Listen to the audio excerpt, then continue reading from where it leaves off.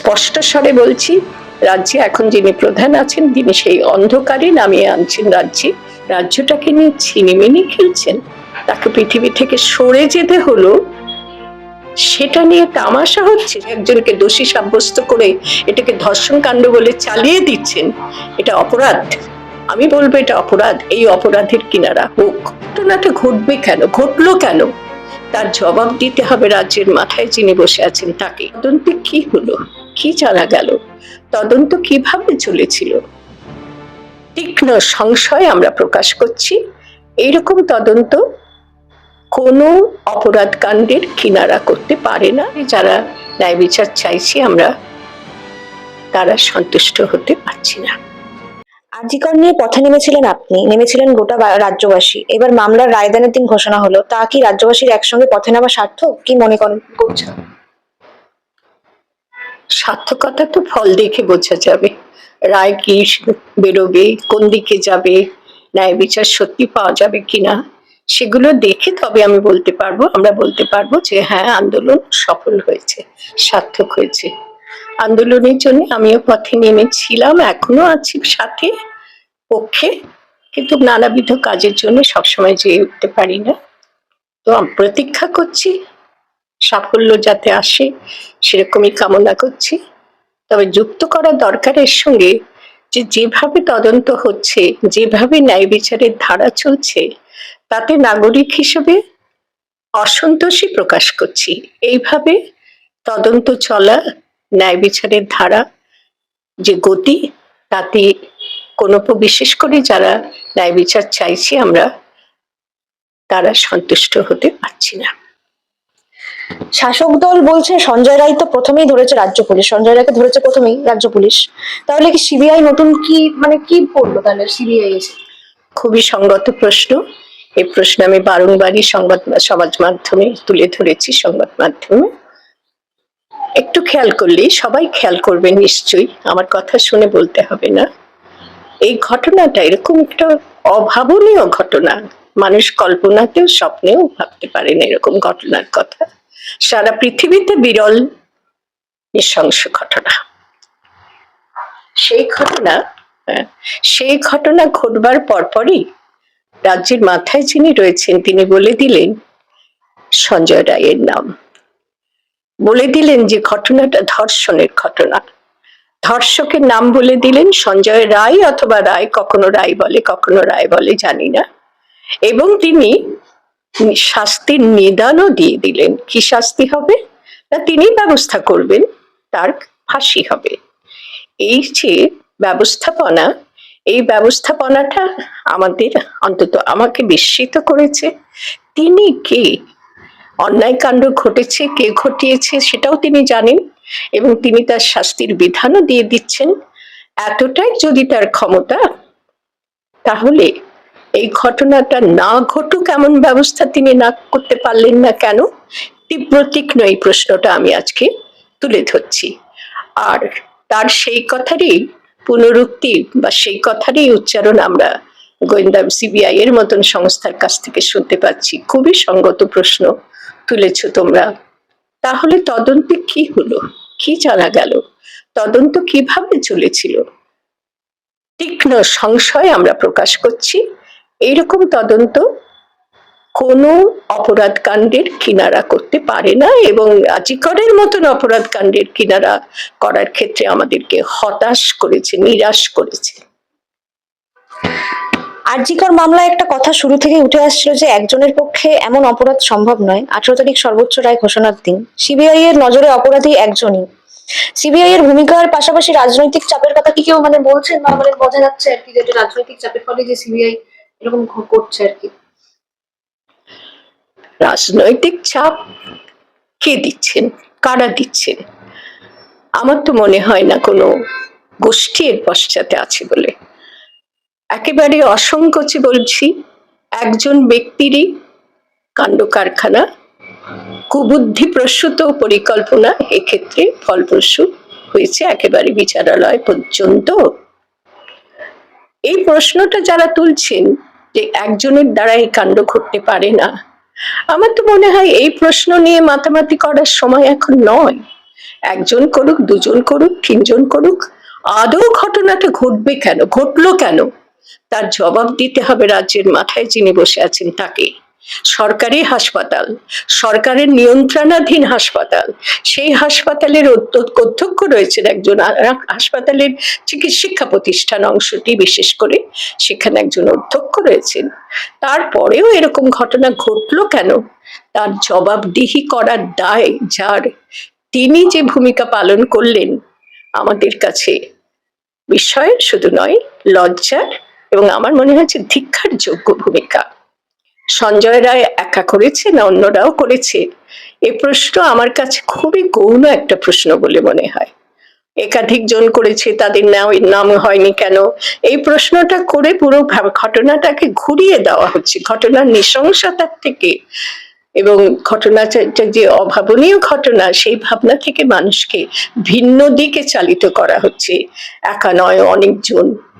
আমার প্রশ্ন, একা করুক আর অনেকজন করুক, কেন ঘটলো, কিভাবে ঘটলো, কাদের নিয়ন্ত্রণে থাকা সরকার, বা সরকার কাদের নিয়ন্ত্রণাধীন হয়ে এই কাজ ঘটিয়েছে, সরকারের প্রধান, সরকার প্রধান নয়, শাসক দল প্রধান, তাকে জবাব দিতে বলা হোক। তিনি যে একজনকে দোষী সাব্যস্ত করে এটাকে ধর্ষণ কাণ্ড বলে চালিয়ে দিচ্ছেন, এটা অপরাধ।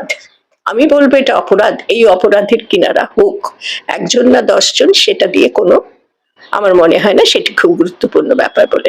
সেটা দিয়ে এটাই বোঝানো হচ্ছে যে একা সঞ্জয়ের পক্ষে এটা করা সম্ভব নয়, আরো সব রাঘব বোয়ালরা এর পশ্চাতে আছে, এরকম একটা কথা বলা হচ্ছে, তো সেটা ধরা হোক। আর একটি প্রশ্ন তুলে আমি শেষ করব।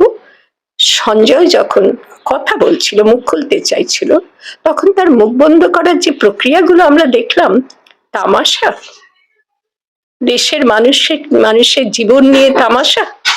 একটি মহিলা চিকিৎসক কত কষ্ট করে সেই অবস্থানে সে এসেছে, সে তার পেশাটাকে সম্পূর্ণ জায়গায় নিয়ে যেতে চাইছিল, একটা সম্পূর্ণ স্তরে, তাকে পৃথিবী থেকে সরে যেতে হলো, সেটা নিয়ে তামাশা হচ্ছে। সঞ্জয় রাজ মুখ খুলছে এবং সেই মুখ বন্ধ করার জন্য পুলিশ, গোটা পুলিশ দপ্তরে সবাই বোধহয় নেমে পড়েছিল সেদিন। আমি তো এটাকে মনে করেছি তামাশা। এই তামাশা দেখাবার জন্য, তামাশা দেখবে বলে দেশের মানুষ, আজকে যিনি রাজ্য প্রধান, তাকে জনগণের পক্ষ থেকে রাজ্য প্রধান করা হয়েছে, জনগণ তাকে নির্বাচিত করেছেন, তাকে উত্তর দিতে হবে, এর জবাব দিতে হবে। একজন না অনেকজন, এই প্রশ্নটা এক্ষেত্রে আমার কাছে অত্যন্ত গৌণ প্রশ্ন বলে মনে হয়। আরেকটি বিষয় আপনার থেকে একটু জানার ছিল, যে এই যে কদিন আগে এই যে জানা গেল যে 35,000 স্কুলে একটি করে শিক্ষক, কেন্দ্রের একটি রিপোর্টে জানা গেছে মাধ্যমিক উচ্চ মাধ্যমিকের পরীক্ষার্থীর সংখ্যা কমে আসছে। কোথায় গিয়ে দাঁড়িয়েছে তাহলে এই রাজ্যের শিক্ষা ব্যবস্থা? যারা খুব দুস্থ ঘর থেকে শিক্ষার আলো পাওয়ার জন্য, শিক্ষিত হয়ে নিজের পায়ে দাঁড়াবার জন্য, একটি চাকরি পেয়ে পরিবারকে বাঁচাবার জন্য, দুস্থ ঘরের কথা বলছি আমি, যারা শিক্ষার উপর নির্ভর করতে চাইছিল, আজকে দেশের শিক্ষা ব্যবস্থা এমন পর্যায়ে পৌঁছেছে এই রাজ্য প্রধানের অধীনস্থ হয়ে। প্রসঙ্গত কথাটা আমাকে বলতেই হয়, একজন নাগরিক হয়ে এসব দেখতে আর পাচ্ছি না। মঞ্চে বসে তিনি একে গান করতে বলছেন, ওকে গান করতে বলছেন, কাউকে রবীন্দ্রসঙ্গীত করতে বলছেন, তার বদলে তিনি একটি আধুনিক গান করছেন, গাইতে পারেন না তাকেও গান করতে বলা হচ্ছে। রাজ্যটাকে নিয়ে ছিনিমিনি খেলছেন। মঞ্চে বসে এসব করার মতন সুযোগ সুবিধা মানসিকতা যার আছে, তিনি শিক্ষা সম্পর্কে কিছু বোঝেন? কাকে বলছেন গান করতে, যিনি গান করতে পারেন না? একজন নাট্যকার ছিলেন, তিনি আজ শিক্ষামন্ত্রী। নাট্যকারের ভূমিকা থেকে আজ তাকে শিক্ষামন্ত্রী করা হয়েছে। সেই শিক্ষামন্ত্রী ওনার কথায় ওঠেন এবং বসেন, যেটা করতে বলে সেটা করতে না পারলেও করার চেষ্টা করে। এই তো সব মেরুদণ্ডহীন প্রাণীরা আমাদের দেশে বড় বড় পদ অধিকৃত করেছে, সবই এর খেলনা, সবাই এর খেলনা, হাতের খেলনা হয়েছেন। সেক্ষেত্রে এই যে দুস্থ ঘরের ছেলে মেয়েদের কথা বলছিলাম, তারা আর কোনো ভরসা রাখছে না। একটু বড় হলেও মা বাবারা মনে করছেন পড়ে কি হবে, শিক্ষা লাভ করে কি হবে, ডিগ্রি পেয়ে কি হবে, চাকরি তো পাবে না। অতএব তারা শ্রমজীবী হয়ে যাচ্ছে, কিছুদিন পড়বার পরে স্কুল ছেড়ে শ্রমজীবী হয়ে যাচ্ছে।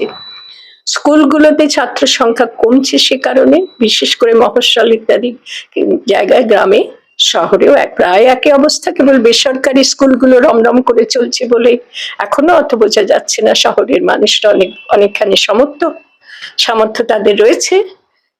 অতএব যেটা এখন পরিস্থিতিটা শিক্ষাক্ষেত্রে দাঁড়িয়েছে যে শিক্ষক পদে নিয়োগ নেই দীর্ঘদিন ধরে, শিক্ষক পদপ্রার্থীরা রাস্তায় বহুকাল ধরে বসে রয়েছে, তারপরেও যখন নিয়োগের খেলাটা হলো সেখানেও তামাশা করা হয়েছে, অযোগ্য এবং যোগ্য শিক্ষকদের মধ্যে মিলিয়ে মিশিয়ে দিয়েছে। আলোচনা উঠছে চাল আর কাকড় মিশিয়ে দেওয়ার মতন, যোগ্য শিক্ষকরা আসল শিক্ষক, অযোগ্য শিক্ষকরা নকল শিক্ষক, দুইকে মিলিয়ে দেওয়া হয়েছে। সেটা নিয়ে বিচারালয়ে শিক্ষক পদপ্রার্থীরা যারা যোগ্য, তারা অযোগ্য তারা নয়, যোগ্যরাই বিশেষ করে তারা বিচার চাইছে যে আমরা যোগ্য হয়েও কেন অযোগ্যদের সঙ্গে আমাদের মিলিয়ে দেওয়া হলো, এবং সেই কারণে পুরো নিয়োগটাকেই বাতিল করে দেওয়ার পর্যায়ে নিয়ে যাওয়া হলো। সোজা কথা, খুব সোজা, বিস্তারিত ব্যাখ্যা করতে গেলে অনেক সময় লেগে যাবে, দরকার নেই, প্রয়োজনও নেই। একটাই সোজা কথা, শিক্ষাবিহীনতা মানে অন্ধকার নামিয়ে আনা গোটা দেশ জুড়ে। সেই অন্ধকার নামিয়ে আনলে পরে কি হয়, অন্ধকারের জীবেরা, চোর ডাকাত গুন্ডা বদমাশ, এরা তো অন্ধকার খোঁজে, তারা পুরো সমাজের উপর নিয়ন্ত্রণ নামিয়ে আনতে পারে।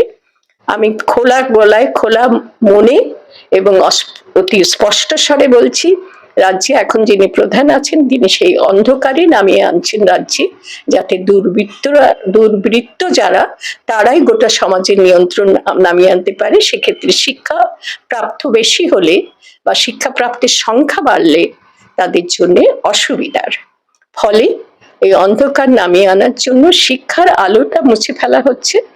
শিক্ষক পদে নিয়োগের ক্ষেত্রেও দুর্নীতি করা হচ্ছে, দুর্নীতি নির্ভর রাজনীতি।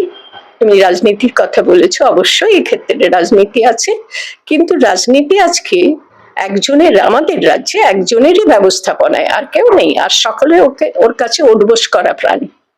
একেবারে পরিষ্কার বলছি, উঠবোস করা প্রাণী হিসাবে তারা যা বলে তাই মানে, কিছু করতে পারে না। শিক্ষামন্ত্রী কিচ্ছু করতে পারে না, করে না, করতে পারে না, মেনে নেয়। তো শিক্ষামন্ত্রী যদি শিক্ষা দপ্তর না দেখে, শিক্ষার হাল যদি এমন হয় স্কুলের শিক্ষক নেই উপযুক্ত পরিমাণ সংখ্যায়, শিক্ষার্থীরা স্কুল ছেড়ে চলে যাচ্ছে, সেই দেশের অবস্থা কি হবে? শিক্ষা যদি আজকে দেশ থেকে বিলীন করে দেওয়া হয় রাজ্য থেকে, তাহলে দেশটার যে দুর্দশা হবে তার থেকে বড় দুর্দশা বোধ হতে পারে বলে আমি মনে করি না। পেটের খিদে না মেটতে পারা তো একটা দুর্দশা বটেই, আগে ক্ষুধার নিবৃত্তি, তারপরে শিক্ষা, খুব সত্য কথা। কিন্তু ক্ষুধার নিবৃত্তি করার জন্য তো শিক্ষার প্রয়োজন। শিক্ষা পাবে, শিক্ষিত হবে, উপার্জন করবে, চাকরি পাবে, উপার্জন করবে, তবে না দারিদ্র থেকে মুক্তি হবে, ক্ষুধা থেকে মুক্তি পাবে। আমরা সেইখানে করাঘাত আনতে দেখছি, সেখানেই কষাঘাত আনতে দেখছি, শুধু নিজেদের স্বার্থ চরিতার্থ করার জন্য দিব্যি মৌজে রয়েছেন। গোটা রাজ্যের ভার উপরে তিনি বেশ নাচ গান ফুর্তি ইত্যাদি নিয়ে রয়েছেন। তো শিক্ষাকে যদি দূর করে না দেওয়া যায়, তাহলে এই অবস্থানটা তিনি রক্ষা করবেন কেমন করে, এই প্রশ্ন আমি করছি। আমি এর দায় কাউকে নিতে হবে না, বিবিধ নিউজ বা কোনো সংস্থা কাউকে নিতে হবে না, এ দায় সম্পূর্ণ তো আমার, একজন প্রবীণ নাগরিক, শিক্ষাপ্রেমী নাগরিক, দীর্ঘ সময় ধরে অধ্যাপনা করেছি, শিক্ষাপ্রেমী। শিক্ষা না থাকলে কি হয় সেটা আমি জানি। এই গোটা রাজ্যের জন্য আমার প্রাণটা কাঁদি, মনে হয় যে কি হবে, কি ভবিষ্যৎ আমরা দেখতে পাবো, কিভাবে একজন অজ্ঞতার অন্ধকারে নিমজ্জমান মানুষ দেশটাকে অন্ধকারে নিমজ্জিত করতে চলেছে। দেশবাসী জেগে উঠুন, রাজ্যবাসী জেগে উঠুন।